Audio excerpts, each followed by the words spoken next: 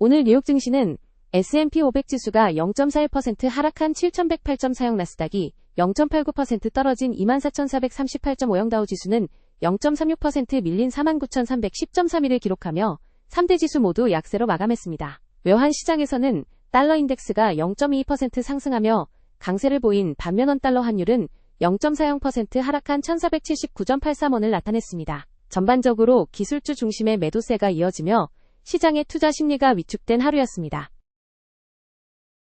미국과 이란의 휴전이 호르무즈 해협 통제권을 둘러싼 극한 대치로 변질되었습니다. 트럼프 대통령은 이란이 새로운 제안을 가져올 때까지 휴전을 무기한 유지하며 해상 봉쇄를 지속하겠다는 입장입니다. 이란은 이에 반발해 상선 두 척을 납포하고 사격을 가하는 등 물리적 충돌을 빚고 있으며 이로 인해 국제 유가는 배럴당 100달러를 돌파하며 급등했습니다. 펜타곤은 해협 내 기뢰 제거에만 최대 6개월이 걸릴 수 있다고 보고했으며 전 세계 공급량의 10%가 차단될 위기에 처하자 걸프국과 아시아 국가들은 미국의 통화 스와프 라인을 긴급 요청하고 있습니다. 테슬라가 시장 예상치를 상회하는 1분기 실적을 발표하며 AI와 로보틱스 분야에 대한 대대적인 지출 확대 계획을 공개했습니다. 일론 머스크 최고 경영자는 자본 지출을 250억 달러로 3배 이상 늘려 자체 반도체 운영 사업인 테라펩과 2세대 휴머노이드 로봇 옵티머스 양산체제를 구축하겠다고 밝혔습니다. 특히 연간 1000만 대 규모의 로봇 생산 능력을 갖추겠다는 야심찬 포부를 드러냈으나 시장에서는 대규모 자금 투입에 따른 현금 흐름 악화와 단기적인 주가 하락에 주목하고 있습니다. 인공지능 분야에 대한 막대한 투자 비용을 충당하기 위해 빅테크 기업들이 대규모 인력 구조조정에 나섰습니다. 메타는 전체 직원의 10%에 달하는 8,000명을 해고하고 6,000개의 공석 채용을 취소하기로 했으며 마이크로소프트 역시 장기 근속자를 대상으로 대규모 희망퇴직을 실시합니다. 이는 기업들이 AI 인프라 구축에 자원을 집중하기 위해 기존 운영 인력을 효율화하려는 움직임으로 풀이됩니다. 반면 IBM은 컨설팅 부문의 AI 타격 우려로 주가가 하락했으나 소프트웨어 매출은 견조한 성장세를 보였습니다. AI 수요 폭발로 인해 반도체와 전략장비 기업들이 기록적인 실적을 기록하고 있습니다. 텍사스 인스트루먼트는 데이터 센터 매출이 90% 급증하며 4년 만에 최고 성장률을 기록했고 인텔은 기술적 우위 회복을 노리며 실적 발표를 앞두고 있습니다. 필라델피아 반도체 지수는 16거래일 연속 상승하며 역대급 랠리를 이어가고 있습니다. 또한 GE에서 분사된 GE 베르노바는 AI 데이터 센터 가동에 필요한 전력망 현대화 수요에 힘입어 2030년 물량까지 예약이 완료되는 등 수주 잔고가 2천억 달러에 달하며 주가가 급등했습니다. 중국 정부가 제재로부터 자국 기업을 보호하고 공급망 중단을 방지하기 위한 광범위한 새로운 무역 규정을 도입했습니다.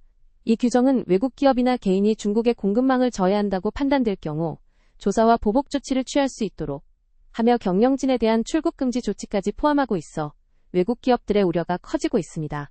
특히 시진핑 주석과 트럼프 대통령의 정상회담을 앞둔 시점에서 발표된 이번 조치는 양국 간의 무역 휴전 연장 여부에 중대한 변수가 될 전망입니다. 미국 상원은 밤샘 작업을 통해 국토안보부 운영 재개를 위한 10억 달러 규모의 예산안을 승인하며 이민세관 집행국과 국경순찰대 자금 지원에 물꼬를 텄습니다. 한편 보건복지부 로버트 F. 케네디 주니어 장관은 예산 청문회에서 최근 확산 중인 홍역 유행 문제로 의원들과 격렬한 설전을 벌였습니다. 또한 하원농업위원회 첫 흑인 위원장이었던 데이비드 스콧 의원이 별세하면서 하원 내 공석이 5곳으로 늘어나 여야 간 의석수 격차가 더욱 좁혀지게 되었습니다.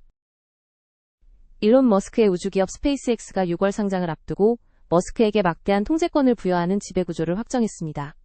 머스크는 일반 주식보다 10배의 의결권을 갖는 차등 의결권 주식을 통해 상장 후에도 절대적인 경영권을 행사할 전망이며 이사회는 달성하기 어려운 장기 목표를 전제로 한 거액의 보상 패키지를 승인했습니다.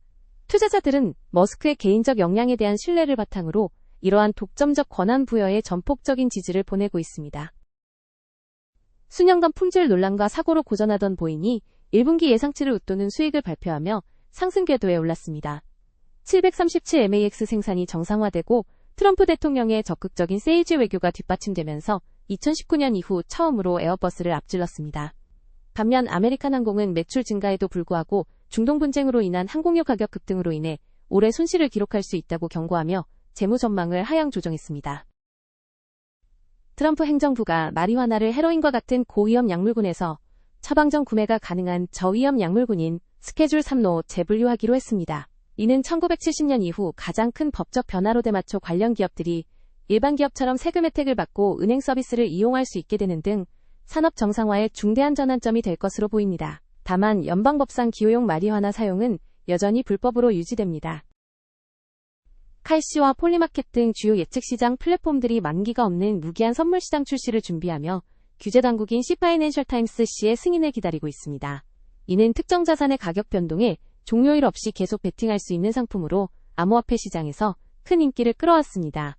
제도권 도입 시 투명한 규제가 가능하다는 장점이 있으나 높은 레버리지로 인해 개인 투자자들이 원금 이상의 손실을 볼 수 있다는 우려도 제기되고 있습니다. 뉴욕시가 고질적인 문제였던 좀도둑질과의 전쟁에서 성과를 거두고 있습니다.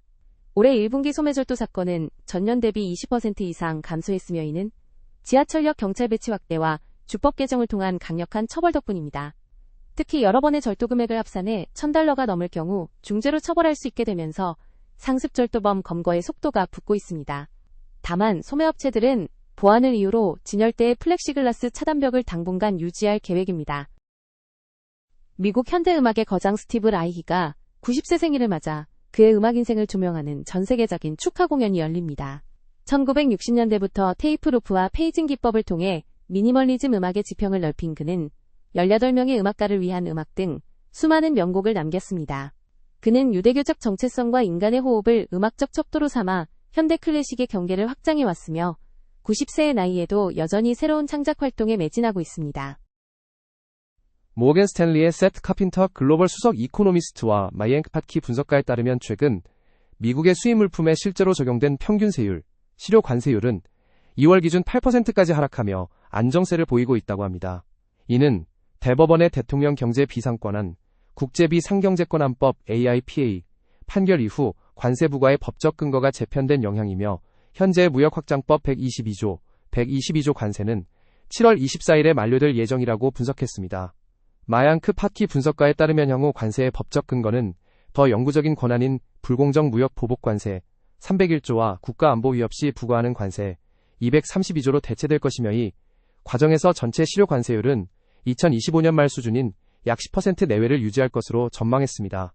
특히 행정부가 주요 무역 파트너를 대상으로 진행 중인 301조 조사가 과거보다 빠르게 진행되어 여름 중에는 완료될 가능성이 높다고 덧붙였습니다. 모건 스탠리의 마이앵크 팟키 분석가에 따르면 관세 도입의 주요 명분이었던 리쇼어링 즉 해외 생산시설의 국내 복귀 효과는 현재까지의 데이터상으로 매우 제한적인 것으로 나타났다고 합니다. 여러 산업의 생산 및 수입 데이터를 분석한 결과 국내 생산의 증가는 주로 가격 상승에 따른 장부상 수치, 명목상의 수치일 뿐 실제 생산량의 증가는 거의 없었다는 것이 마양크 팟키 분석가의 설명입니다. 세트 카빈터 수석 이코노미스트에 따르면 관세가 미국 내 생산을 늘려 경제를 부양할 것이라는 기대와 달리 현재까지는 긍정적인 증거보다 경제 전반의 비용 상승과 생산 능력 저하라는 부정적 증거가 더 명확하게 관찰되고 있다고 분석했습니다. 모건 스탠리의 마양크 팟키 분석가에 따르면 철강 산업은 관세 도입 이후 수입이 감소하고 국내 생산이 증가하며 표면적으로는 리쇼어링의 개념과 일치하는 모습을 보였다고 합니다. 하지만 미국 내 철강 가격이 글로벌 경쟁국들과 실질적으로 차이가 벌어지며 괴리되면서 경제 전반에 공급되는 철강의 총량은 늘어나지 않았다는 점에 주목해야 한다고 강조했습니다. 마양크 팟키 분석가에 따르면 이러한 철강 사례는 향후 더 공격적인 부문별 관세가 도입될 경우 경제 전반에 걸쳐 가격 상승 리스크를 초래할 수 있음을 시사한다고 합니다.